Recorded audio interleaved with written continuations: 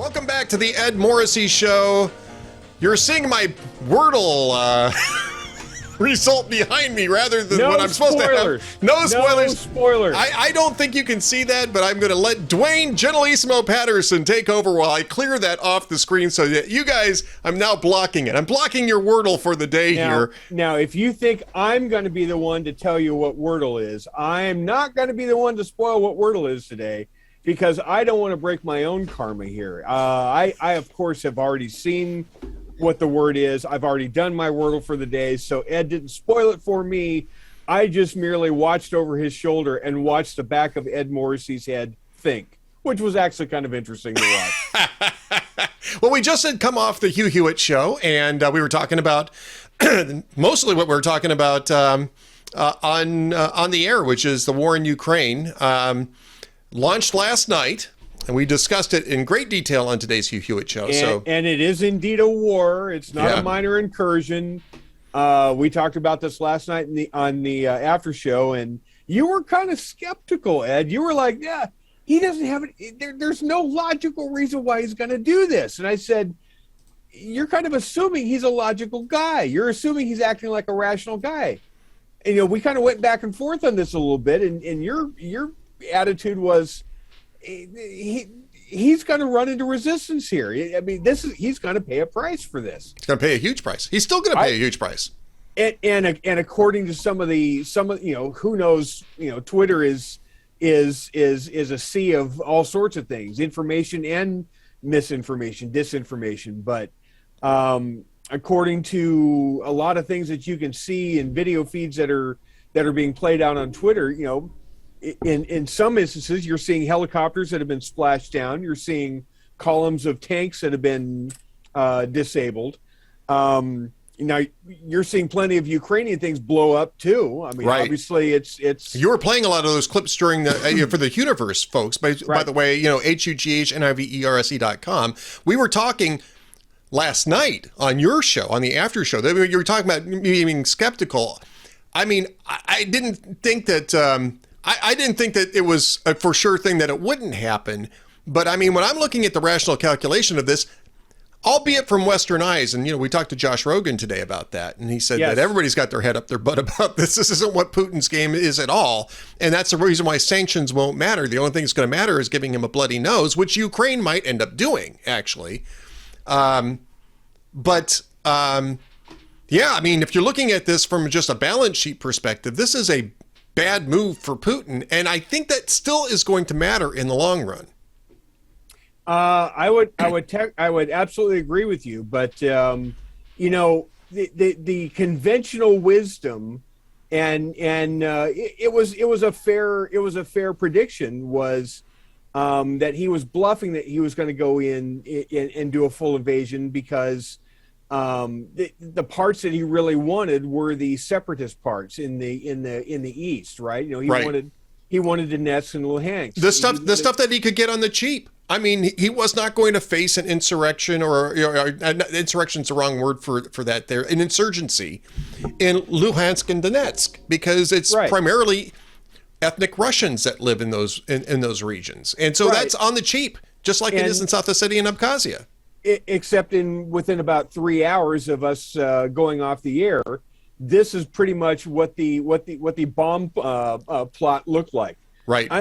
I mean, it's not just a bombing plot, but I mean, you've got invasions coming. Invasions coming from the north out of Belarus. Amphibious assaults through the port of Odessa. I mean, all sorts of fun stuff. This is a full-on, and this is war. I mean, this is active, full-on war right now. So it's the largest scale war in Europe since 1945. This is bigger than the Balkans. And this whole premise thing, right? This whole premise of, well, you've got to understand the paranoia of Russia and of Vladimir Putin, and we should have guaranteed him for 30 years. We should have guaranteed him for 50 years that Ukraine would have never joined NATO, which I don't know if they would have joined NATO 100% or not. I don't, it's obviously been talked about for a while, But were they really going to sign that treaty? Were they really going to pony up 2%? Nobody knows that. That was not an imminent thing. And the people that are trying to play into Vladimir Putin's justification for it, or his perceived justification for it, of, well, you can't blame them because, you know, who would want to, if you're Russia, who would want a NATO ally on your borders? Well, he already has NATO allies on his borders, Ed Morrissey. Right. And, he's got the Baltic states for one. He's got the Baltic states for one. And if he were to take Ukraine, right, if he's successful and he basically absorbs and swallows big fish like a little fish and absorbs Ukraine, puts a puppet state in there and molds it into a Soviet bloc state, guess what he has on his borders then around Ukraine? He's got a whole bunch of NATO states. Not just NATO states, but mobilized NATO states. Right. Now. So where would it end? If he's worried about, if the premise is Russia can't stand a NATO state on their border, well, okay, so they go all the way to the Atlantic now? What exactly does that mean? Well, it's a good question. I suspect that he knows better than to try to roll into the Baltic states, because that is going to touch off a full-blown European war that he can't win. He can't win it. He won't roll out of that. No. On Twitter today, you know, the president apparently has woken up from his slumbers. He's had himself a good sleep on what's been going on, apparently, according to the White House statement last night and after his little call with Zelensky. And apparently the White House is going to roll out Joe Biden to address the nation today on whatever. I think at noon Eastern time. Is that right? I think that's what we heard on the show. Noon Eastern. So we're talking Eastern, right. What, 2.5 hours? And you know he's going to be late because on these kinds of things he's always a little late on it, which is fine. Right. So he's going to come out and he's going to give whatever address he's going to give on whatever sanctions he's going to do, which aren't going to do a damn thing because, as you and I well know, any sanctions that Joe Biden can come up with, and I'm talking about actual sanctions that he's going to come up with, anything that would have been meaningful to do should have already been implemented and put into place long before now. They should have been. They should have gone into place when Vladimir Putin refused to de-escalate and pull 200,000 troops off the border of Ukraine. Should have actually been in place before those troops even arrived. When they started massing troops. Honestly, it should have been put in place in 2014 after Crimea. Yes, after Crimea. I 100% agree with you. 100% agree. Because this is not a new thing. Although there's more going on, I think, with Ukraine specifically than, and I think that speech that he gave, we talked about this with Dr. Michael Oren on the show about referring to Nazis. You know, Volodymyr Zelensky is a Jew, so it's kind of we have to denazify Ukraine now. But there's a historic thing here, and I think this is part of what is driving Putin on Ukraine specifically, which is that Western Ukrainians, the ethnic Ukrainians, largely allied with Nazi Germany in World War II because they saw Hitler as a liberator, at least initially. And it touched off, you know, it's because of the Holodomor that had taken place a few years earlier, where Joseph Stalin had starved around 3.5 million Ukrainians to death, mostly in the West. And so the Ukrainians allied with Nazi Germany, and they formed their own Nazi units. Now this is 80 years ago, right? And we're talking, nobody's around that did that back then. But the Russians have long memories, and they continue to see this as an insult. And that is what he's talking about. He wants a Ukraine that's run by Russians, which it had been, right? In the post-Soviet period, most of the governments that were formed in Ukraine were formed by ethnic Russians. It wasn't until 2004, with the Orange Revolution, the ethnic Ukrainians actually took control of the government. Then they got pushed out, you know, with various corruption charges and stuff like that. Then they came back in 2014, and they had that election in 2014, which is what triggered the initial seizure of Crimea. Yeah. So I mean, that's part of the context of this in Ukraine. That's part of what is driving this as well. But Is that historical grudge? Okay, that's fine. It's a BS premise to start a war. No. I'm not using this as an excuse, but what I'm saying is this is the reason why Ukraine is a special. It may be a special case. It's not really, because they did the same thing to Georgia, which didn't have any Nazi connections at all that I'm aware of. But that's what this denazification thing is. It's not about Nazis. It's about ethnic Ukrainians. He wants Russians in charge of Ukraine, ethnic Russians in charge of Ukraine, who are allied to Moscow. I'll give you another sneak preview. He wants Russians in charge of Moldova. He wants Russians in charge of Hungary. Moldova's next. Moldova's next. It's on the border with Ukraine. Moldova's next. Of course they are. In his heart of hearts, I mean, in Putin's heart of hearts, he wants Russians in charge of Poland. Yeah, well, that's not happening, and he knows that's not happening. Well, I understand that, but I mean, if you actually look at what the world that, if you look at the map that Vladimir Putin wants to see, right? It's the Soviet Union bloc. Well, of course it is, and that's exactly what he's reassembling. So what he's explicitly saying now is that he is rejecting the post World War II or post Berlin Wall, the post world order. Right. Right. That's exactly right. So the question is what is Joe Biden going to do about it? What can Joe Biden actually tangibly do to actually change the calculus? There's only one thing that Joe Biden can do, and he's never going to do it. You and I have discussed this. Well, I on Twitter, I came up with 3 things that can happen. The bat phone is ringing. Yeah, it's I know it, and I can't take. He's going to call back in a minute too, but I can't take it. I just can't take it, man. I just can't take it. So there is 3 things that can happen that Joe Biden can actually tangibly do that actually would impact geopolitics. Now, 4 technically, if you want to include Ukraine on this, there's a short-term and 3 long-term things. The short-term thing, you can do a Berlin lift and drop every gun that you can stick on a plane and buckets of ammo and drop them on the western half of Ukraine right now. I mean, that's what you can do, right? Yep. So that's number one. That could be an immediate thing for Ukraine because they can't get their hands on enough guns now that they really want to do.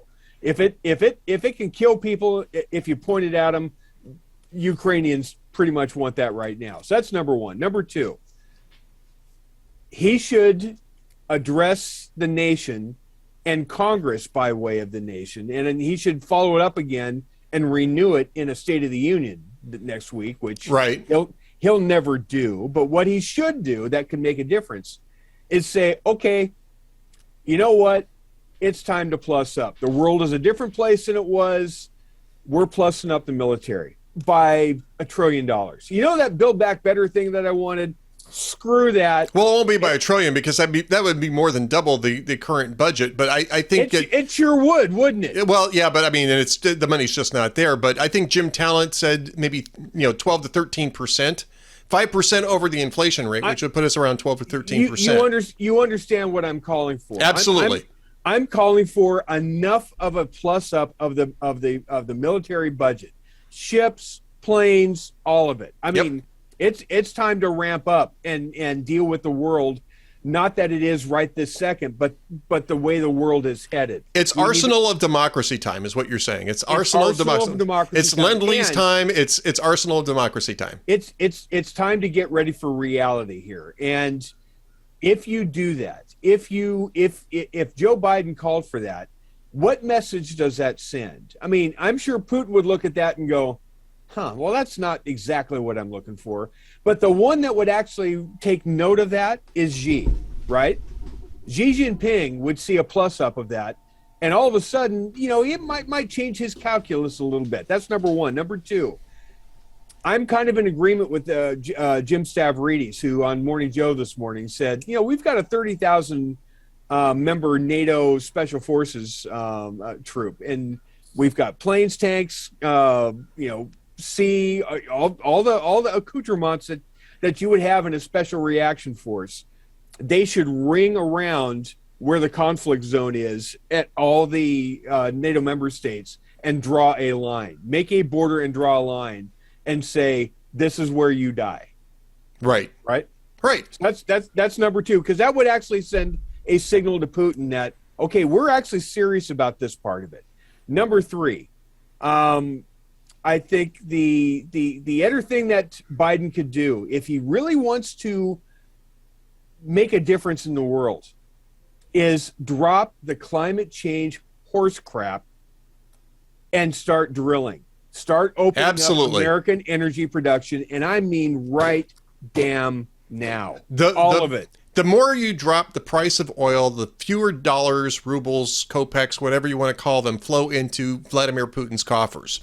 They are a petrostate. They exist on oil. And the more influence that the U.S. has internationally on all sorts of things. If you are now a net energy exporter and people are relying on you for their energy, then you know what? That gives you some strings that you can pull. Right. Yes. Absolutely.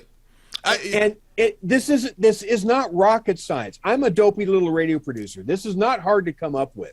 Now, Joe Biden will never come up with this. He will never say this. Well, he'll never do it. He'll never do it because he's too beholden to the progressive left, which will never agree. Eat him alive. They will eat him alive. Eat him alive if he escalates oil production. We talked about this extensively on the Hugh Hewitt show. So again, if you remember the universe, you can go back in and watch this. And I've talked about it. I've written about it extensively as well. I want to bring up something else, though, something that we didn't get a chance to cover on today's Hugh Hewitt show, which is a call from Dmytro Kuleba, who is, I believe, the foreign minister. He's foreign minister, Secretary of State, right? He's a foreign minister. He's a Secretary of State equivalent of Ukraine. There's a tweet that he sent out this morning is while we were just going into the third hour. Ukraine has severed diplomatic relations with Russia, which you already heard. I call on all our partners to do the same. By this concrete step, you will demonstrate that you stand by Ukraine and categorically reject the most blatant act of aggression in Europe since World War II. I'm down with that. Now, I'm very sure that that's not going to happen. Of course not. I mean, you can see it in the fact that some European states don't even want to personally sanction Vladimir Putin. Not that it would make any difference anyway, but because they want to leave some room for diplomacy, for maneuvering to get him to withdraw. I don't know. Latvia was pretty harsh today. There are some member states that were pretty harsh. Well, that's because Latvia is on the front line. Germany is not, right? I mean, I'd say that the danger facing Poland, Latvia, Lithuania, and Estonia, and probably Finland too, although they're not a member of NATO, they might be shortly. They might be shortly. Has focused them in a very particular way on the nature of Vladimir Putin and the nature of Vladimir Putin's project. As I don't know, Boris Johnson seemed to. Well, I wasn't surprised by Boris Johnson being clear-eyed on this. I mean, right. I think if I don't know who's the current leader of Labour in the UK, probably wouldn't have been quite as clear-eyed. Although on foreign policy, they're not necessarily bad. But Boris Johnson, and the Tories, I am not at all surprised that he's clear-eyed on this. And he actually had a very good speech. We talked about that on the show as well. But I don't see the U.S. breaking off diplomatic, expelling ambassadors. Let's not forget, though, that Russia expelled our deputy ambassador. Was it a week ago or 2 weeks ago? Right. Over espionage complaints.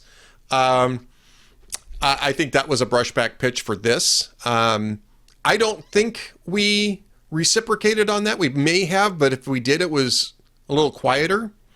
I don't know that by reciprocating, I mean that we expelled one of their diplomatic team as well. Normally, that's the response you'd have.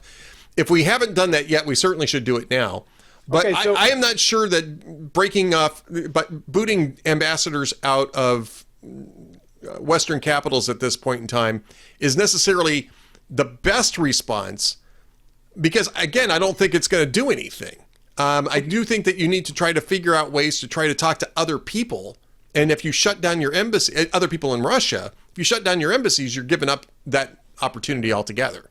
Okay, so we're dealing with Joe Biden, and we've already discussed what he should do, but won't because of his political base. We know what he's probably going to say, which will have no meaningful impact. So let's speculate on the happy medium ground, which is what could Joe Biden say that would at least not do any further harm? I'm not sure we're at a point where there's anything you can say that further harm is coming. Further harm is coming. That's exactly where I'm coming to. Right. If he opens up his pie hole today, nothing's good's going to come out of it. Right? No. I don't necessarily think that that's the case. I think that there are things that he can say that will make our position very clear. I think that one thing he can say is that because Putin sort of suggested this yesterday, that there might be attacks on Western infrastructure, cyber attacks on Western infrastructure. And I think that we should make it very clear that we will see that as an act of war and respond accordingly. I think you have to make that very clear. If he goes after the American power grid, for instance. Do you have any confidence at all that Joe Biden would do that? No. I don't think he's even going to mention it. Right. But so that's doing harm. Well, it's doing harm by omission, right? If he actually said something about it, it would actually be beneficial because it would set some bright lines. And then, 100%. Putin might test that, but we would have to test, we'd have to respond to it. But I mean, honestly, an attack on American infrastructure, cyber attack on American infrastructure is an act of war. It should get a response. Yes. That should be a very bright red line, shouldn't it? Yes, it should be a very bright red line. And it should get a response. And if said thing does happen, if we get a cyber attack and it's an act of war and we have to do some kind of response, either cyber or kinetic, does that trigger Xi to say you may begin to his generals to go into Taiwan?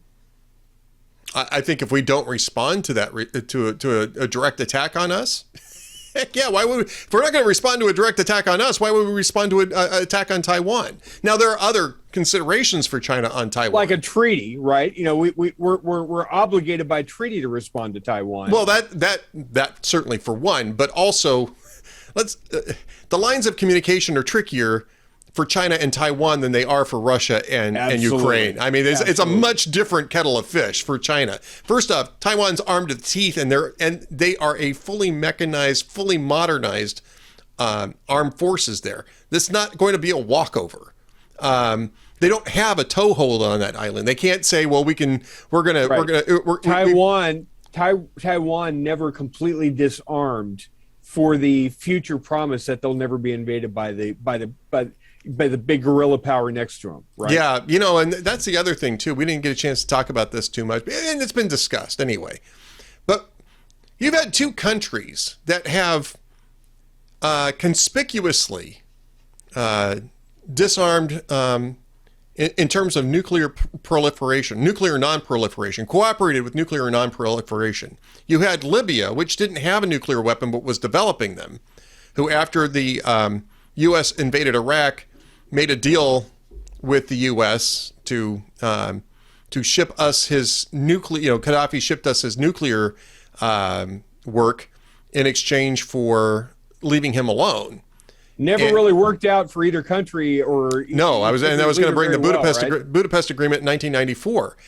Would Putin have invaded Ukraine if they had nuclear weapons? It's a good question, and there's going to be a lot of countries that are asking themselves that today. You see, I'm not thinking he would, but at the time, I think we didn't know that there would be a period of time where Ukraine would be fairly stable, right? Well, I mean, that was the whole reason for doing that, because we weren't convinced at all that they were actually going to be a functioning democracy. I got to see if I can play this. Apparently, I don't know if this is today. John Kerry on Memory TV, former U.S. Secretary of State John Kerry on BBC Arabic. The Ukraine crisis could distract the world from the climate crisis while having massive emissions conflicts.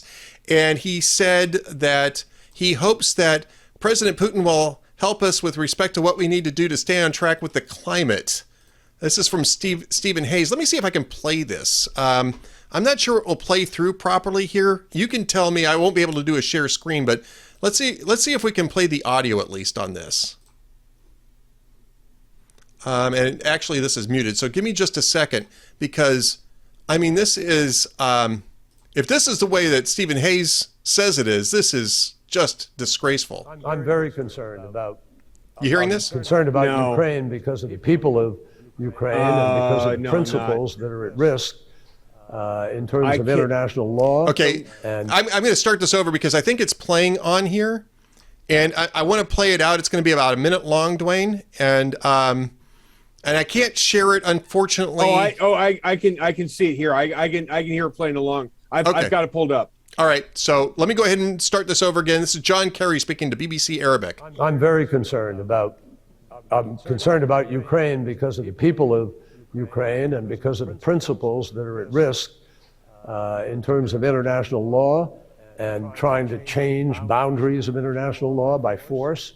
I thought we lived in a world that had said no to that kind of activity, and I hope diplomacy will win. But massive emissions consequences to the war, but equally importantly, you're going to lose people's focus. You're going to lose certainly big country attention because they will be diverted, and I think it could have a damaging impact. So, I think hopefully President Putin would realize that in the northern part of his country, they used to live on 66% of a nation that was over frozen land. Now it's thawing, and his infrastructure is at risk, and the people of Russia are at risk. And so I hope President Putin will help us to stay on track with respect to what we need to do for the climate. I'm telling you. I don't know. This guy used to be Secretary of State. He used to represent American interests abroad, right? For at least for 4 years, right? He succeeded Hillary Clinton and the infamous reset button. Yes. As Vladimir Putin is rolling over Ukraine, killing Ukrainians, he's over here saying, gee, I hope that President Putin remains a great partner for us on climate change. This is absurd. This is absolutely absurd. This is the Democratic foreign policy establishment speaking right now.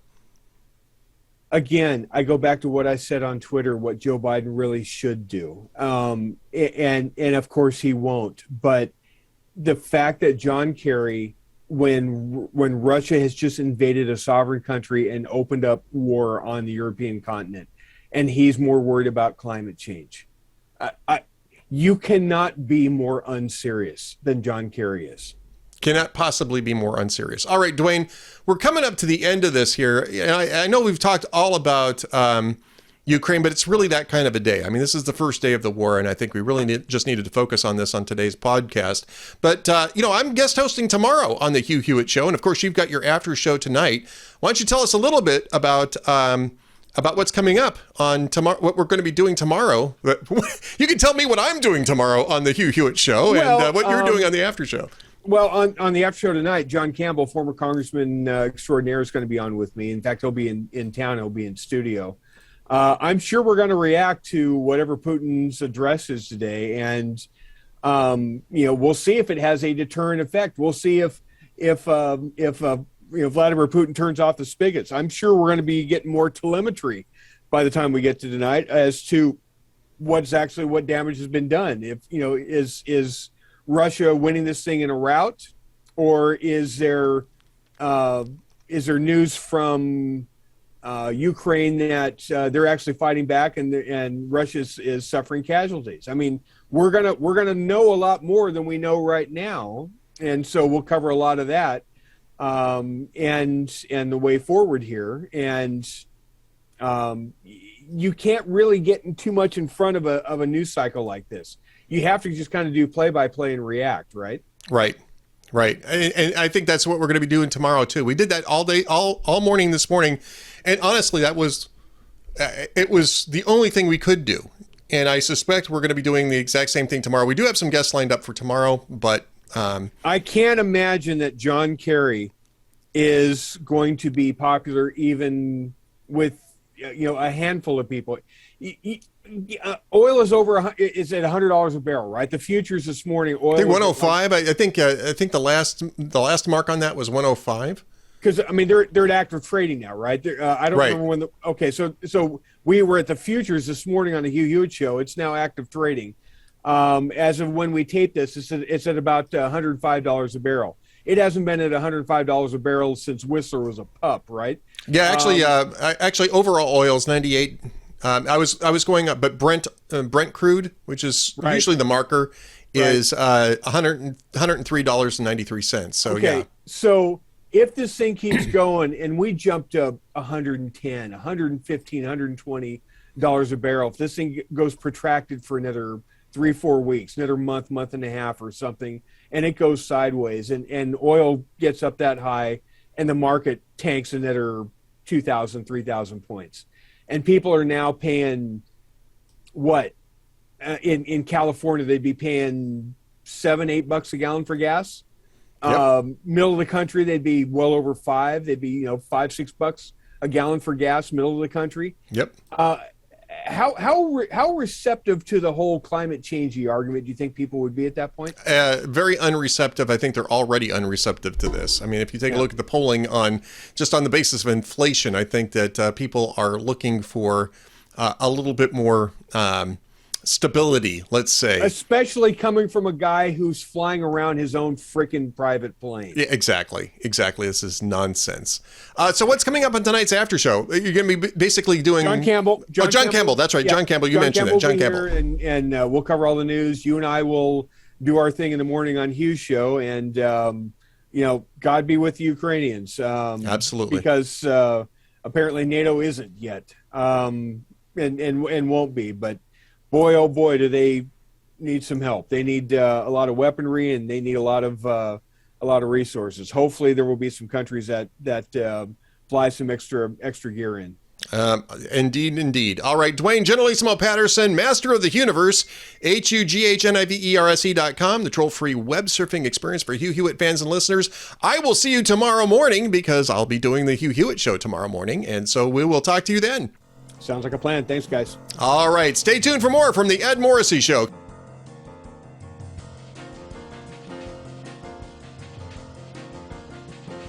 Welcome back to the Ed Morrissey Show podcast edition. Joining me today is Sarah Stogner. She's been called the Lady Godiva of the oil field. She's also the legal unicorn, and she is running for the Texas Railroad Commission, which is a very interesting position here in Texas and might even have some national impact. And so we're going to delve deeply into some controversy and as well as into this race itself and the office that Sarah wants to seek. Sarah, welcome to the show. Yeah, thanks for having me. Well, it's great to be talking with you, and we spoke briefly the other day to set the interview up, and I've been looking forward to discussing this with you. But let's start with the Lady Godiva of the oil field, because our contributor Karen Townsend wrote about this, and this was it was fairly controversial. Well, maybe a tempest in a teapot, really, in Texas. But you lost a media endorsement over an ad that you ran that showed you in sort of semi-nude, I think was the description of this, on an oil boom as in a TikTok video. And I'm not even sure that was actually initially done for the campaign, or if it was just that you just added it for the campaign. Maybe you can tell us a little bit about the video first. Yeah, so I am running for railroad commissioner, and I'm not accepting any campaign contributions. Right. Part of my platform is that it has become a captive agency of the oil and gas industry, and it's pay to play. So we are in the process of filming a documentary following the struggles on the ranch where I live and the groundwater contamination and all these issues that inspired me to run in the first place. And the camera crew was out there in November at the ranch, and we had a pretty day, and we were driving around, and one of the videographers said, he's from Colorado, and he says, I've always wanted to, I see these old images of people riding pump jacks with their cowboy hats, and I've just always wanted to film or video or record or photograph someone on a pump jack. And I, being silly and lived in New Orleans for far too many years, was like, why don't we put some pasties on and get on top? And so, what started out just kind of as a joke, we got the footage back and I was like, wow, I look pretty good. And so thought originally for my campaign announcement, right, in December, when I really decided to run, like, oh, maybe I could use this as my campaign announcement. And then I thought better of it because it's a primary, because I do need to appeal to traditional primary voters, that probably as an announcement video, it wasn't a very good idea. So kind of put it on the back burner and wasn't worried about it. And then after we got this in January, we had this geyser erupt on a neighboring ranch. That was the visual, and I saw how that was getting more traction. And I just realized, look, we are in a world of clickbait and social media, and if you can't get someone's attention in the first 2 seconds of them watching something, they're gone. And I've got a huge state. Texas is a huge state geographically. I have no money to run with. And I thought, it's Super Bowl Sunday, Valentine's Day is tomorrow, early voting starts tomorrow. I'm going to turn this into a tongue-in-cheek ad to just get some attention so that I can say, okay, great, I've got your attention. Now let's actually talk about the issues.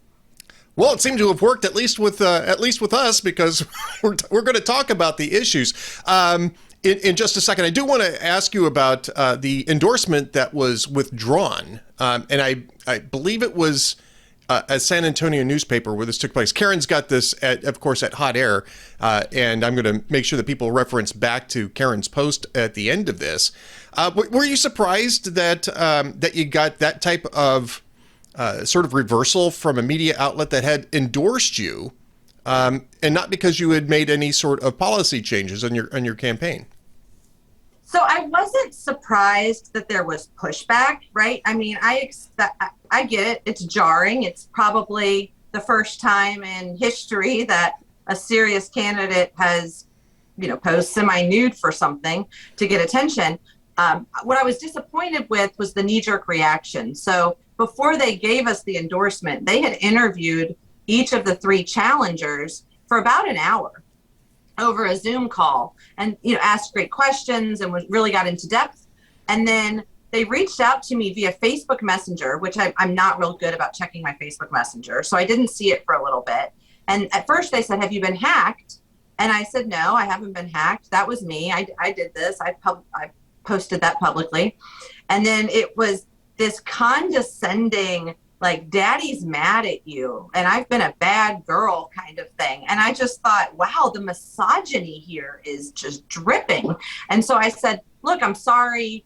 I'd really like the chance to explain, why I did it and kind of my rationale for it before you withdraw the endorsement. And they didn't give me a chance to do that. They just went ahead and did it. And so, and part of it in their withdraw article, they said, well, we did our research on her, and if she'd had anything like this, we never would have endorsed her. And I thought, well, obviously they didn't check my social media that carefully. I mean, there's a picture of me that I posted my birthday, June 22nd last year, of me butt naked in the sandhills saying, like, guys, we've got to rethink what we're doing. Like, let's go out there, naked truth kind of thing. So I don't know. I think it's a bit disingenuous. And I think it's misogynistic, and it just plays into, if women aren't being objectified and sexualized for men's pleasure, when we take control of it, somehow we're in the wrong. To follow up on that, Sarah, and this is really going to be the last, because I do want to get into the issues and why they endorsed you in the first place. Have you gotten any pushback from feminists about this? Because I would imagine that you might have heard from people who felt that you had done some damage in that direction. Yeah, there have been a few women that are in the oil and gas industry specifically that have said, look, this sets us back. And I said, I understand. I mean, most everyone has been overwhelmingly supportive, right? This is a very small but loud minority that's angry about this. Even my very Baptist mother hasn't come yelling at me, right? So I think that I understand that sentiment, but what I've tried to explain to them is, look, this isn't, this is just taking something and twisting it on its head and calling attention to it. And I hope at the end of the day, we're going to further women's rights and further the feminist movement. That tends to be a bad word, but in my mind, what a feminist is letting women choose how they want to present themselves to the world and being judged for their substance, not for how they present themselves. And so at the end of the day, I think it's kind of hypocritical for feminists to say that I'm not allowed to do this. Like, that's the epitome of feminism. Well, Sarah, and I want to get back now to why that newspaper endorsed you in the first place. What were the positions that they cited about, or your background that they cited, which led them to endorse you in this primary race against Wayne Christian? And tell us a little bit about why those matter in this race. Yes. So first of all, the Railroad Commission of Texas has jurisdiction over three things. They have jurisdiction over oil and gas operations, intrastate pipelines, and surface mining. And so it's very limited. It has nothing to do with railroads anymore. It was created in the 1800s. It hasn't had any jurisdiction since 2005 over railroads. And so I am an oil and gas lawyer. I've represented operators, service companies, midstream companies in mostly risk allocation. So contracts between entities. The oil and gas industry has some very unique, nuanced contracting protocols, for lack of a better term, kind of industry standard for how they allocate risk. And then suing insurance companies for catastrophic events in the oil field. So a well blows out, $100 million is at stake and people fight about it. So I'm well control certified. I've got all my safety training, right? I understand the operational realities of exploring for, producing, transporting, and refining hydrocarbons that powers modern day society. And I live in West Texas. I have pump jacks in my backyard, as seen from the TikTok video, right? So I am kind of uniquely situated. I have the legal experience and the operational experience to really be an effective leader and to help get the bureaucrats out of the way, because we have serious challenges impacting this industry. I mean, we had people die last year because of the freeze, because we didn't have the natural gas infrastructure to make sure that our natural gas power plants were sufficiently supplied with natural gas to keep the lights on. We've got earthquakes happening because of our water management issues, 15 to 20 million barrels a day of produced water that we've got to figure out. Flaring. Wayne Christian, the incumbent, claims that we're down to 0.23% of all natural gas produced is flared, and that it's a great reduction. It's BS, right? Like, that's not what's happening. And we need somebody within the industry to step up. I mean, those of us in the industry, nobody wants to take a pay cut and move to Austin. That's not our jam, right? But I've got this calling, and it's like, I firmly believe that if we don't clean house internally and hold each other accountable so that the good operators can continue to do their job, we're going to continue to be under attack by the left, by people who don't understand operational realities. And I think they heard that and were like, yeah, she's the best woman for the job. So, Sarah, getting to the point of last year's energy disaster, which I think is a pretty good way of putting this. A lot of people died as a result of the loss of power in Texas. Now, this was actually a few months before we moved here. We moved here in July of last year, but certainly we followed the story from where we were living at the time, because we'd been planning to move to Texas for some time prior to that. What have you seen in the intervening time? We're talking about a year now. What have you seen in the past year that the Railroad Commission has done to improve that situation, and what more needs to be done? What do Texans not know about that situation? Yeah, so first, we need mechanical integrity of the well bores, the pipelines, the gas compressor stations. So we've got aging infrastructure and assets across the oil field that haven't been properly maintained. You can't winterize something, right? It's like a house with no windows, right? How do you winterize a house with no windows? Well, we're kind of doing the same thing with oil and gas assets. But at the same time, we need to finalize the rules of what winterization are we actually going to require at different facilities. And then we need enforcement of that. And right now, the Railroad Commission never finalizes rules. I mean, for example, this is mind-boggling, but we still do not have in the state of Texas a rule for what is a reportable quantity when you spill produced water. Produced water is the water that comes with the oil and gas, right? Right. And so there's some draft rules that were published, I think, in the late 1990s. So we're 25 years later, and there's still no final rule for whether or not it's 250 barrels when you're in West Texas or 25 barrels in East Texas. There's some suggestions, but there's no final rules. And so we need predictable rules that are fair and effective to be applied regardless of who you are and how much you make in campaign contributions. And that's the biggest issue. Sarah, is that I mean, you talk on your website, and I should mention the website URL, Sarah, the number 4RRC.com. Sarah4RRC.com is the website. You talk about crony capitalism. I mean, is the reason why these rules aren't getting finalized because of the influence of the oil and natural gas industry? Is this because or is it because just the people who are getting elected to the Railroad Commission are just sort of not particularly oriented towards regulation in the first place? I mean, what is the story on that? Yeah, I don't know. I can guess when 70% of your campaign contributions come from the industry you regulate. Can you imagine what the SEC rules would look like if Wall Street was electing the SEC? Well, that's a good point. Actually, that's a pretty good analogy.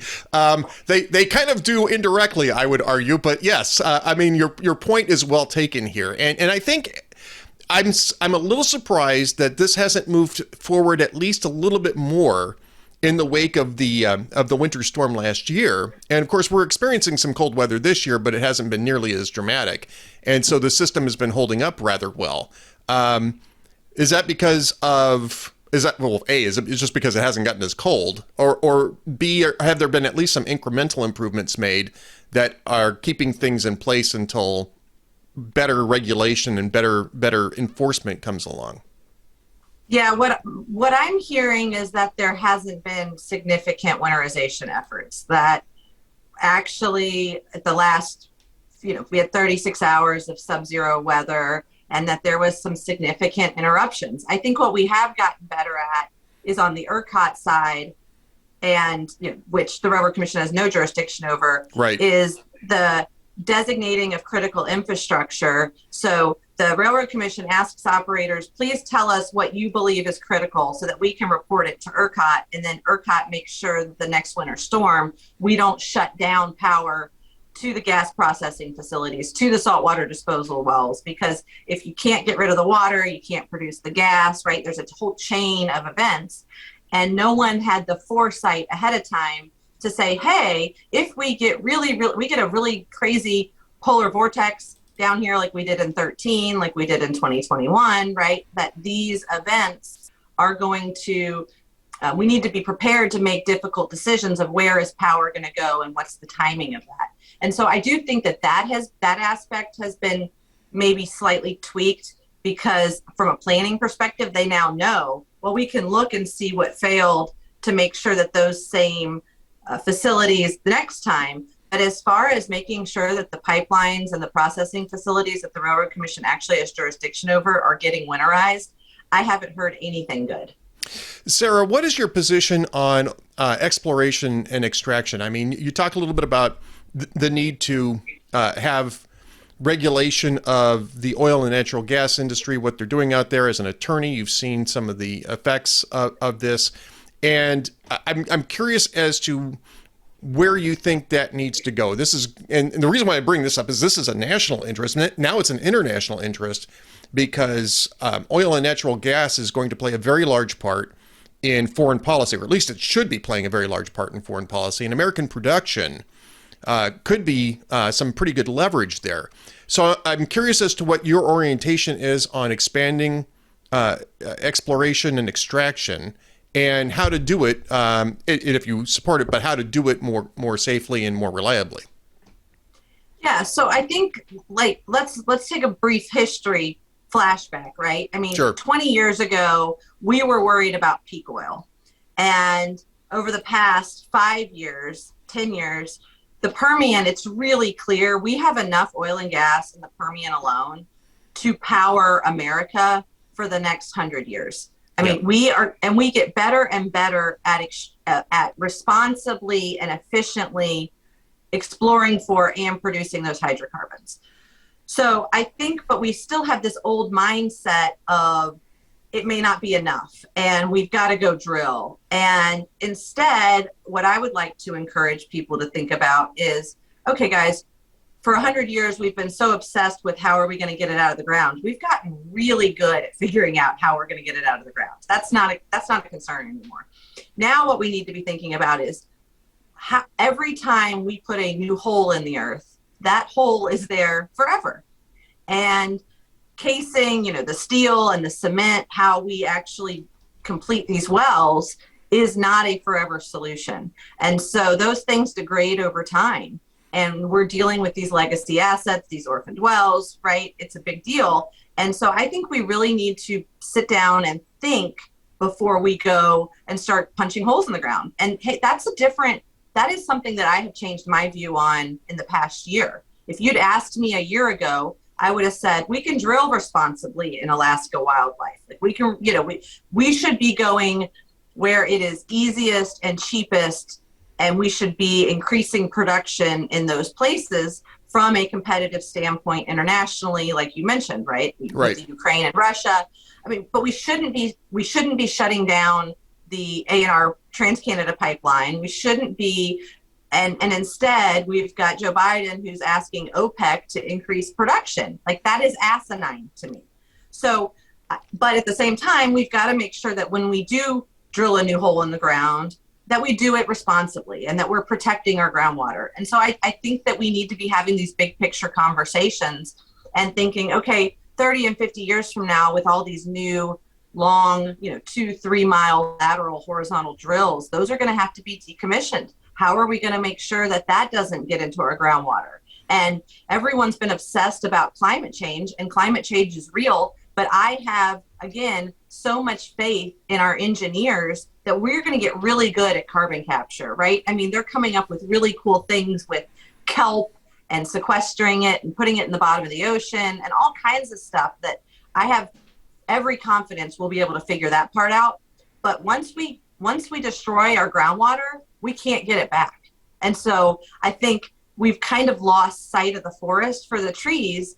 And like, guys, where are we going? And instead of talking in 4-10-year cycles that are politically motivated, let's talk about 100, 1,000 years. What's the future going to look like? And maybe every house needs a couple solar panels and a wind turbine, because you're losing, right, half of that through transmission. And we don't have the rare earth minerals to be able to create the batteries to store that. Like, there is no such thing as clean energy. Everything has costs. Right. And we've got to look at what's the most efficient use of resources and where, and let's make policy decisions based on common sense and long-term viability, not, knee-jerk reactions to propaganda.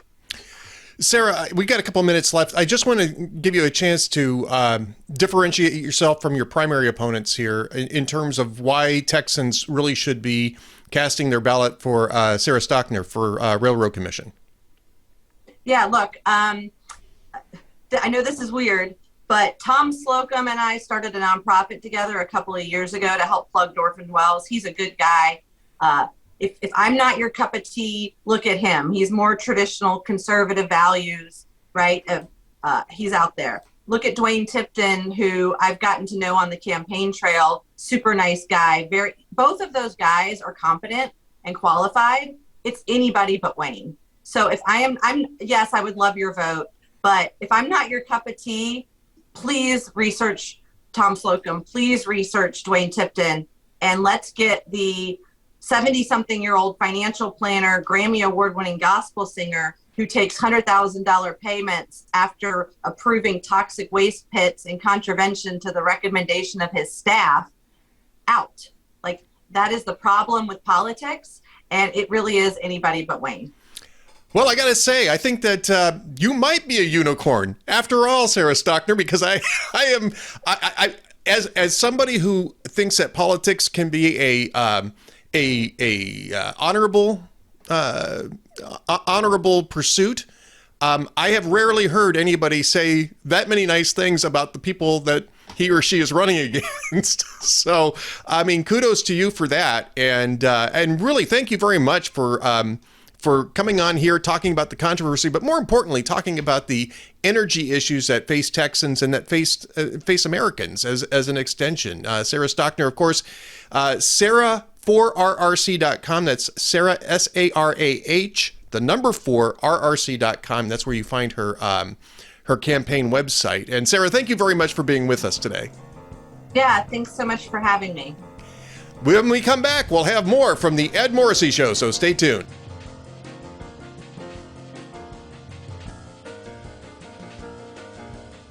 Welcome back to the Ed Morrissey Show. Joining me right now is a man who could actually do the Welcome Back to the Ed Morrissey Show. He's been on here often enough to where he does actually a really good impersonation. AJ Kaufman of Alpha News, alphanews.org, joins me to talk about, well, a couple of different things. Democrats in trouble in the midterms, as well as what's happening in Ukraine. AJ, welcome back. I am glad to be back, Ed. It's been too long, but you know what? We're here now. We are here now, and you know, at least we can say that Joe Biden was here now. We'll get to that in a minute. Democrats are here now, but they don't seem to be doing much with it. You wrote a commentary this week. Said, will Democrats finally acknowledge that they're failing Americans even when their own party acknowledges the need for changes? Team Biden does not replace failing team members nor take crime, inflation, or the border seriously.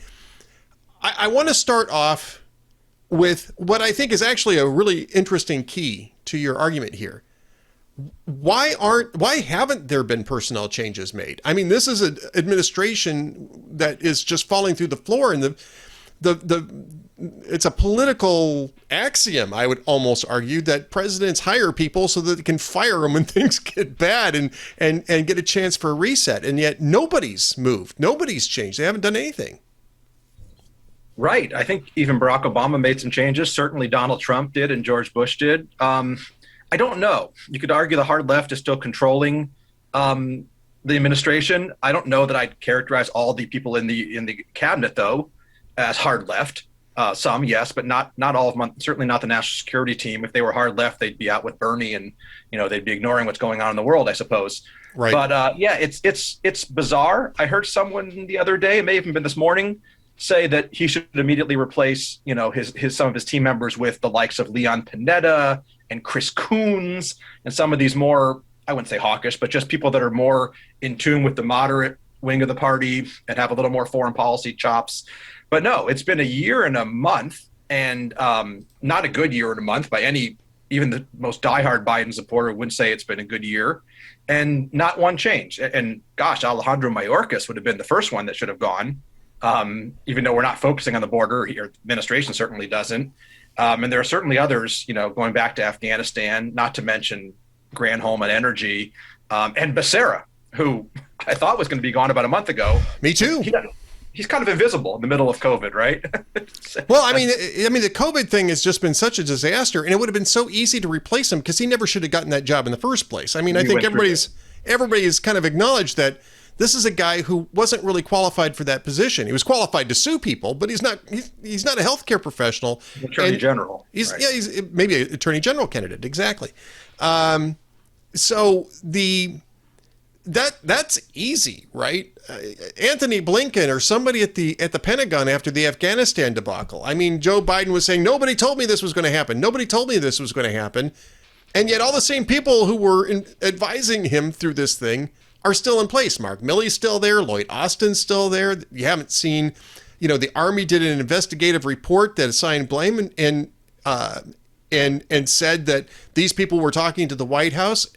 And Joe Biden's response to this was, well, I reject that. And it's business as usual. Yeah, that's what he does. I called for Milley and Austin to be fired at some point when I was back in the summer. I didn't think it was going to happen, but I do think a better president might have held someone accountable. You mentioned Blinken, you mentioned Sullivan. The election results also. I mean, San Francisco School Board, Virginia, even New Jersey being so close when no one thought it would be close. I don't know there's nothing more to really say. If they're going to do it, they're going to do it. But at this point, they're not. And it's every area. I mean, Janet Yellen, frankly, should be on the chopping block, so to speak. I mean, she denied inflation for a year as we all saw grocery bills and gas prices soar.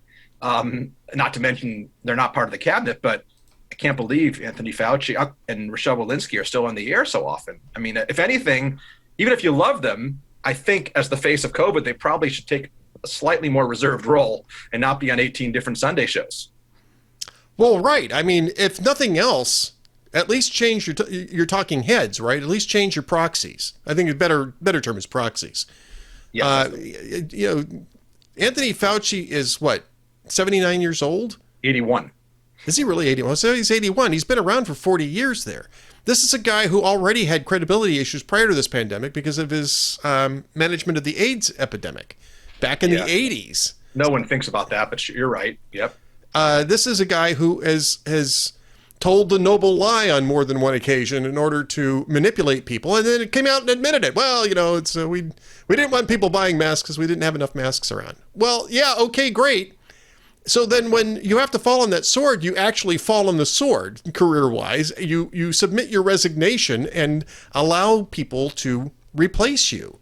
And I understand why he might not wanted to have done that with Donald Trump, because he and Donald Trump butted heads. But I mean, why not with Biden? Why not allow Biden to pick somebody else who can actually address these issues? Well, there's pride involved, but he certainly has a nice pension coming his way, so it's not like he's going to struggle for money. And frankly, you got a lot of 80-year-olds. You got Nancy Pelosi, you got Anthony Fauci, you've got Bernie Sanders, you've got Joe Biden in a few months. I mean, you got Chuck Grassley, you've got Mitch McConnell, right. Although Grassley can still do 50 push-ups, so I actually, Well, that's 49 more than I can. Right, exactly. So you wouldn't, Grassley's an impressive guy, but he will be well over 90 by the end of his term if he wins re-election. I think he will this fall. Right. Yeah, it'd be 94 by the time he finishes up. So, it's not even about that so much. It's the same old faces when there's no credibility. Joe Biden is elected to that position, but he has the ability to change the faces around him if for no other reason than to gain himself a little breathing space, politically speaking. I don't know. I don't know what, Ed, I don't know. Well, I think it's denial, isn't it? I mean, right. It's denial. They don't take responsibility. They blame their messaging, which is really like blaming you and me. It's the typical liberal idea of they have noble intentions. And what's interesting, though, is that, as you wrote today, they're losing Hispanic voters from the Emerson poll. They're rural America. My God, I mean, they're not just losing voters in rural America. They've been ostracized completely from rural America. They have no. I mean, I would be surprised if outside of a few, hanging on union members and a few people that have moved out there they must be 15% Democrats in rural America in most states these days, and that matters. That they may be smaller populations, but that adds up, and we'll see that hopefully in the House races, but more so in the Senate races come fall. That rural America is going to continue to turn out and vote against Democrats, I believe, especially in the Midwest and South. Well, I think this gets to the reason why I'm bringing this up is because I think it provides context for your argument, which is that Democrats aren't accepting responsibility for failures. They're not even acknowledging failures. And you addressed this in your posts. I've addressed this a few times already in my posts, is that they continue to argue that this is a message, that all of these issues are messaging problems. Well, it's a messaging problem. Well, we're just not telling the story. We're people just don't understand all the great things we're doing for them, which is just patently false. This is not a messaging problem. This is a performance issue. And they don't want to acknowledge it. I think Obama did it too. It's usually it's you don't understand how good you have it under us. And with Biden being an old white guy, they can't really play the race card. But if they wanted to, when it comes to criticizing the vice president and others, then it's sexism and racism, which is another way to deflect and end the discussion pretty much. But as far as messaging goes, yeah, it's not messaging. I mean, people who like Biden's administration, they like it, 35%, whatever it is. And then he's losing all those independents who may have supported him in 2020, who are now, I assume, either sitting out or supporting Republicans. Right. I mean, this is sort of this denial that you see going on here. And what the Washington Post actually covered an analysis. There's been several analyses, by the way, about where Democrats are going this midterm. I mean, you can listen to James Carville, who's been pretty, outspoken on this issue. There's a Obama polling firm, I think it's called Benedict's and Amica International, I think, or I believe it's something to that effect. And then you have this new, I guess you could call it an autopsy. They're not dead yet, but I mean, it's always called an autopsy, right? Whatever. A self-reflecting study. Yeah, exactly. From William Galston and Elaine Kamarck, and talking about the fact that at the root of this problem is that Democrats have bought into a mythology of an emerging progressive majority that simply doesn't exist. And what makes this notable is that William Galston and Elaine Kamarck wrote an autopsy of the 1988 cycle, which largely came to the same conclusions, and which led the Democratic Party to form the Democratic Leadership Council, which produced Bill Clinton as one of their centrist stars, and who went on to win the presidential election, I think 3 years after the report came out, because it came out in '89. Right. And here you got him coming back around and saying it's the same problem, only worse this time. And I mean, this is recent, so I mean, I'm not expecting the White House to simply fire everybody in the wake of this and hire a bunch of people from, I don't even know what a center left think tank would be. Maybe Brookings Institution, which is where Galston is at. I think Kamarck's there too. But I mean, I think that there was a recognition after the 1988 election that there was something seriously wrong with the direction that the Democratic Party is taking. I mean, even after the shellacking they took in Virginia and nearly losing the gubernatorial election in New Jersey, of all places, last November, this party doesn't think anything's wrong. And they don't have any Southern Democrat to go to like they did with Gore and Clinton. True. There were no Southern Democratic senators until the Georgia race, but Raphael Warnock is a radical crazy, and John Ossoff is hardly Southern. I mean, yeah, he's from Atlanta, but he would do well in Los Angeles or New York just as much. So they have nobody left there. And what's different now, I think, in '89 I was young, so I wasn't following it as closely, but the sanctimony they have, I believe, toward people who don't agree with them, toward, frankly, rural America, toward white conservatives, toward Christians, what have you, toward Orthodox Jews, and even toward Asian Americans, as we saw in San Francisco, is that, it's condescension, and you're not smart enough to understand what's going on. And on the other hand, 30 U.S. House retirements, that says something. And I didn't see your study you mentioned, but the term you said, you said that the conclusion was, remind me that line you said, that the Democrats are not understanding something about the voter. You had a good line you took from it just now. They're not understanding the well, for one thing, they're progressive majority has emerged. Right. It's a myth. There's a mythology of a progressive majority that simply doesn't exist, and that the elections last November really demonstrated that. And related to that, they believe that all people of color, if you will, think and act the same way. In fact, that's something that they explicitly talk about. That Galston and Kamarck explicitly talk about. And even more nuanced, all Hispanics think and act the same way, when Mexican Americans in California do not think and act the same way as Cubans and Colombians and Venezuelans in Florida. Or even Texas. Even Mexican Americans in Texas and Mexican Americans in Nevada and Colorado.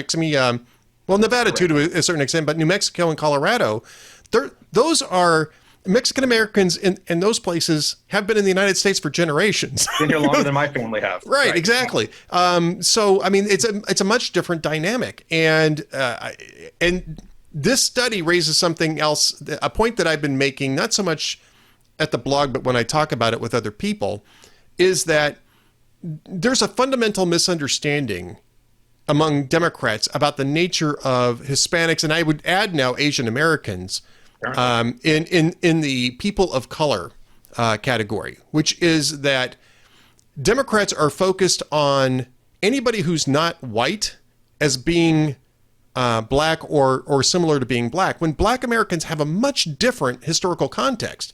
And solidarity has traditionally been a much bigger strategy for their political survival than it has been for other groups. And Galston and Camark make the point that Hispanics aren't developing in that direction because they don't have that historical context. I don't know if they actually call out the historical context, but I can tell you that that's what the issue is. Instead, what they are saying is that Hispanic Americans are going to be the new Italian Americans. They're going to come into this country and be progressive to start off with, but then as they open businesses, as they buy property, as they hire people, they're going to become more conservative and maybe leave the Democratic Party, and especially if the Democratic Party is calling them Latinxes. Right, which you mentioned today, and it is, you know, again, it just depends what kind of Hispanic American you are, but it's the longer you've been in the country, I think it makes it different. I mean, Arizona, the reason they've elected Democrats lately has been because of many Hispanics that are voting Democrat, because a lot of the whiter retirees there are staunch Republicans. So It's a tricky thing, but it's very, again, I hate to use the word condescending or pedantic over and over, but it's troubling. And on the other hand, I like the analogy to the Italian Americans. I guess it could go for Irish Americans too. Jewish Americans, of which I am one, hard to say. There's an unyielding loyalty to the Democrats among 75% of Jews, no matter what Democrats say about Israel or their policies. And that probably isn't going to change anytime soon. But while we're on this topic, what I wanted to mention is, you know, can the Republicans capitalize on this? With 30 retirements, you have to think that they're going to take the House back, even though, you know, with Devin Nunes leaving, there was a death, of course, up here in Minnesota of Jim Hagedorn, who I've met a few times, who you probably are familiar with.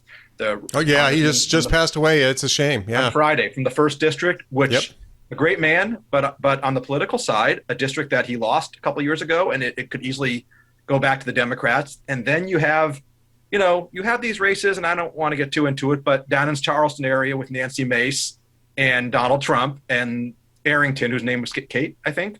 Yeah, Kate Arrington lost the race a couple of years ago after she won the primary against Sanford.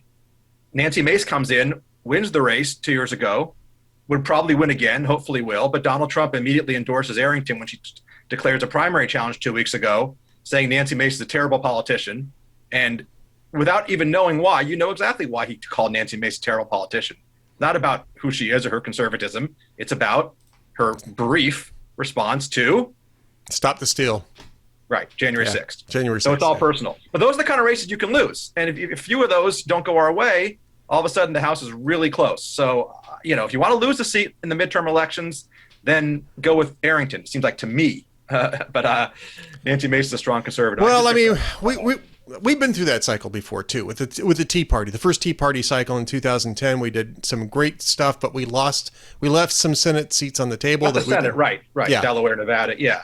The Senate's a little different because you do run for the whole state. And I don't know if you want to get into it real quickly, but sure, you still have those states. Just Ohio is still Ohio, and it's not getting any better. You have J.D. Vance, who's fading in the polls, but who's out there with Steve Bannon, why he'd go on Steve Bannon's podcast is beyond me, who's bashing military generals and saying we're only going to fight Russia, but we are, because of Putin's against transgender rights or something. I mean, some of the most embarrassing comments. And Josh Mandel, who was a great candidate 10 years ago, and Jane Tinkin, who's making commercials about the size of the manhood of her opponents and saying she's the Trump candidate. Nominate the wrong person. I don't need to tell you, Ohio voted for Barack Obama twice. This is not Wyoming or Alabama. Right. And same with Arizona. Georgia voted for Ossoff and Warnock in those runoff races, and Warnock's back up this year. Ossoff isn't. Georgia's a tricky one because you do have the option of a Herschel Walker or a Kelvin King, two African Americans. You also have a state that's, I still think, is more red than it's blue. Certainly it's purple. And we shouldn't have lost last time, and we lost because of Stop the Steal for the most part.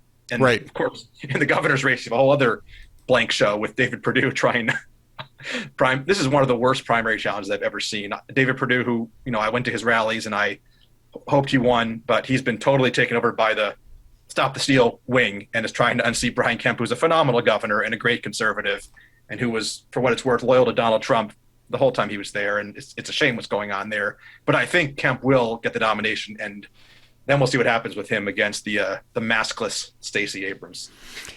Yeah, I mean, I'm actually pretty stoked about the turnout models this year from what I'm seeing in the enthusiasm gaps. Yes, the enthusiasm is with us for rarity.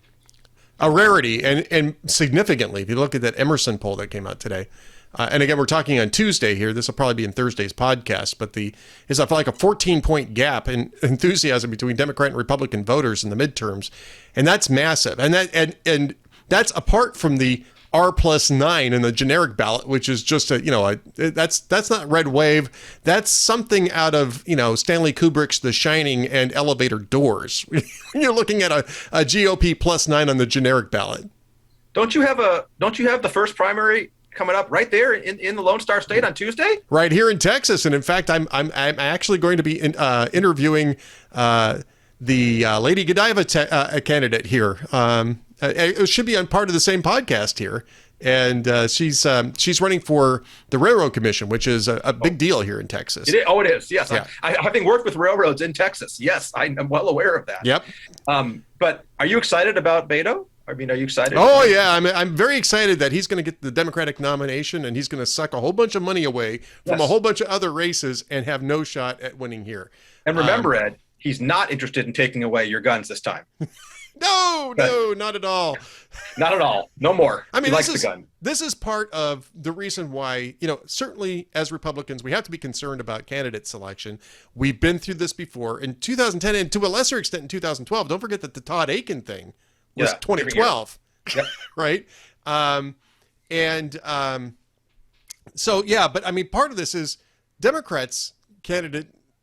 How does Beto run for governor in Texas? How do Democrats not prepare somebody else other than a guy who has basically depantsed himself twice in statewide races and is ready to do it a third time and take the Democratic Party down with him? Well, you tell me. I mean, the Texas Democrats haven't won a statewide election in many years. Now, obviously, there are, I'm sure, 8-9 million Democrats in Texas out of whatever the population is, right? There's got to be. Just like California has 12 million Republicans, far more than any other state outside of maybe Texas. But no, he's a fundraiser and he's popular amongst the group. But no, I don't think he'll win. I assume, by the way, Abbott will survive the primary challenge from Colonel West and the others. I think pretty solidly. You hear some griping about Abbott here in Texas, but I mean, the polls show nobody's even coming close to him in the primary. He's I think good. Other is the second leading candidate. Well, that's the problem with having too many people challenging the primary. But yeah, it's you mentioned Arizona, by the way, and we're talking about governors. I mean, Doug Ducey, I believe, has won 3 statewide elections in Arizona. He's a conservative. He's not perfect like anyone else, probably, but certainly as good a governor as Brian Kemp or anyone else. Could probably win the Senate race, but I don't think he's going to jump in because he's afraid of the Stop the Steal conspiracy wing, who's mad that he didn't try to steal Arizona for Donald Trump. And so there's going to be a race. And the Republicans, Mark Kelly's been a disaster running as a moderate and then voting 100% of the time with, the Democrats. But if Arizona runs someone kooky, which they probably will, knowing the Arizona GOP, I don't know that we're going to take that seat. I just don't. In fact, I'd say of the 4 or 5 we've talked about, that's probably the least likely for Republicans to pick up. They're more likely to pick up Georgia, New Hampshire, or even Nevada with Laxalt, who is a good candidate. Laxalt.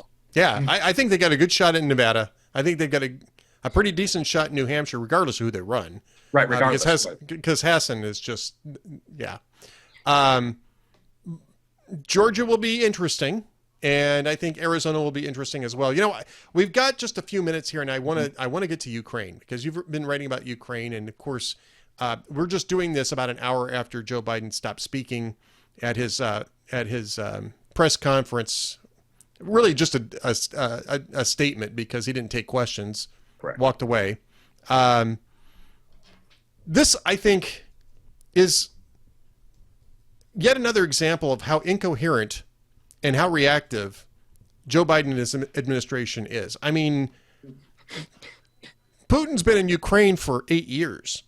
Yes. How do you not prepare for this eventuality rather than spend the previous 24 hours trying to parse out the meaning of invasion as a way to sort of avoid slapping really tough sanctions on Russia over what it did do yesterday, which was to provide recognition for the independence of Luhansk and Donetsk.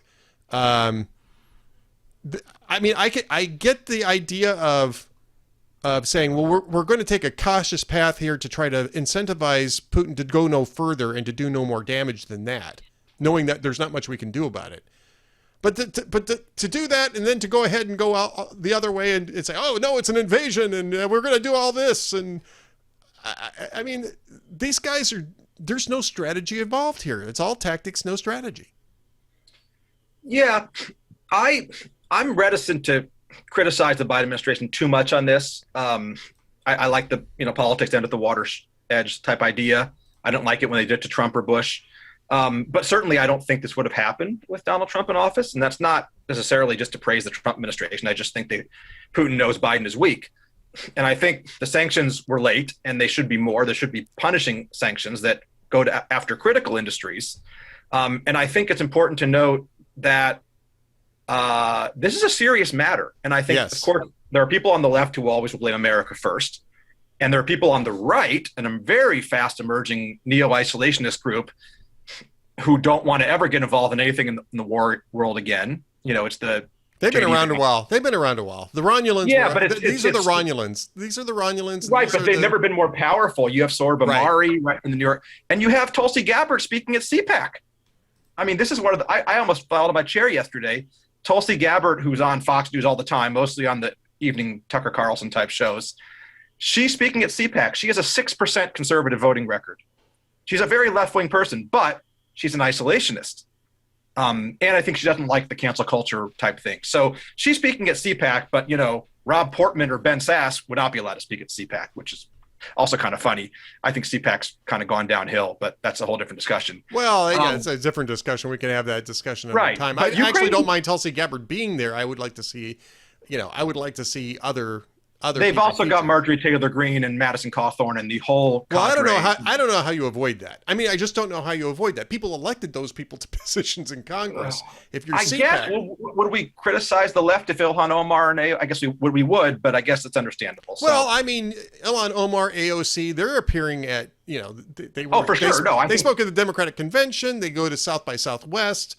They're more influential. That is the difference. Yeah. They are more influential, yeah. But. This crisis is, I'm not getting into the whole World War III idea, but it could escalate very quickly. Yeah. And Putin doesn't just want these little, you talked about partition today and I understand that, but yeah, he sees the weakness that invites aggression. We are really witnessing, I know it sounds cliche, the end of the post-Cold War era that began 30 years ago. We're witnessing a lack of respect for the sovereignty of nations. And for most of us, I don't know how old you are, Ed, but you're not 80. So you've not seen anything like this because it really goes back to 1945, a powerful nation expanding its dominance like this and ending basically, what is it called? Pax Americana, and basically what I worry about is copycat countries like China, who certainly aligned nominally with Russia, using the moment to take Taiwan. And that's going to not seem very minor when that happens. No, it's not. No, it's not. You need... I would argue that this has been going on for 15 years. I mean, this has been going on since Georgia. Yeah. And nobody took it seriously. I mean, Russia invaded Georgia. They did worse in Georgia in 2008 than they're doing right now. What they did in Georgia in 2008, they've just taken 8 years to do in Ukraine right now. In August of 2008, Russia invaded Georgia, split off South Ossetia and Abkhazia as, supposedly independent states, but basically as a buffer to Georgia because Georgia was going to join NATO. And this was in the middle of the election. George Bush slapped sanctions on Putin over it. When Barack Obama comes into office, what does he do? He lists some of the sanctions and he sends Hillary Clinton to meet with Sergei Lavrov with a reset button. There has been a fundamental unseriousness about this. And I would say that, contrary to something that you said, I would say that Trump wasn't terribly serious about it either. But the difference was There were two differences. One was that Trump was unpredictable enough to where I think Putin had to think twice about what Trump would actually do. And I think that the assassination of Soleimani may have sent that signal. That I would also add one thing about Trump, for all my criticisms of him, especially in foreign policy, is he had smarter people around him. He had Mike Pompeo. He had Nikki Haley. He had others. Joe Biden does not have. I'm not saying he has the worst people. He could have the Bernie Sanders group around him. He doesn't. But he has, the Barack Obama group around him. Yeah, he's got the Barack Obama group. He's got the Clinton group around him, and they're clueless, and they don't have any strategic thinking whatsoever. The other thing, though, is that we had low oil prices because Donald Trump was incentivizing oil and natural gas production here in the United States, and it drove the spot market, or it drove the spot and the futures market prices down to a level where Putin wasn't making a whole lot of profit, and that's a petrostate. So if you want to contain a petrostate, what you do is you outproduce them and drive the prices low, and force them to live on a lot less. You're 100% correct. Yeah. The energy situation is a major problem. Soaring energy prices, over $100 a barrel probably. And Ukraine, you mentioned Georgia. Ukraine's such a much bigger country, both physically and population-wise. I think that's maybe why it's getting more attention. Also, Ukraine is a major, major exporter of vital things like wheat and corn and grain and iron and steel. So this is a serious situation. Ukraine is not Montenegro or Georgia. People don't always know these things, but Ukraine is a serious country, has corruption like any other, but to just act like it's, unimportant what the minor incursion or the major incursion or the semi-major incursion or whatever that's going on, that's foolhardy, naive, and dangerous. Well, AJ, we're going to have to leave it at that. You can find out more by going to alphanews.org and following what AJ's writing on an ongoing basis. And he makes ongoing appearances here on the Ed Morrissey Show as well. And the next time I'm going to have you introduce the segment because you actually do a pretty good. All right. Well, thank you for joining the Ed AJ, thanks so much for being with us. Really appreciate it. All right. Ed, thank you. Have a good afternoon. Thank you. And stay tuned for more.